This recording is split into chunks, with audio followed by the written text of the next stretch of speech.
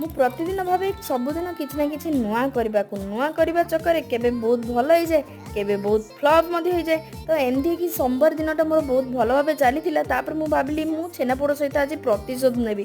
କାହିଁକି ନା ଛେନାପୋଡ଼ ମୋ ହାତରେ ପୋଡ଼ି ଯାଇଥିଲା। କେଉଁ ଦିନ କହିଲେ, ମୋର ଯେଉଁ ଦିନ ଜନ୍ମଦିନ ଥିଲା ଏଇ ଛେନାପୋଡ଼ଟା ବନେଇଥିଲି ପୋଡ଼ି ଯାଇଥିଲା। କିନ୍ତୁ ଏହାର ଟେଷ୍ଟ ବହୁତ ଭଲ ଥିଲା।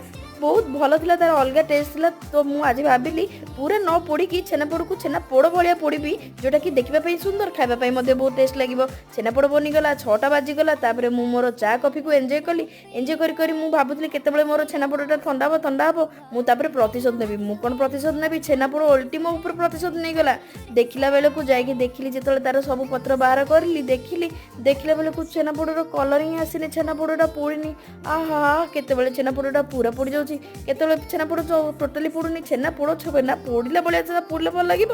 ହେଲେ ବି ମୁଁ ହାର ମାନିନି, ମୁଁ ପୁଣି ଥରେ ଛେନାପୋଡ଼ ବନେଇବି।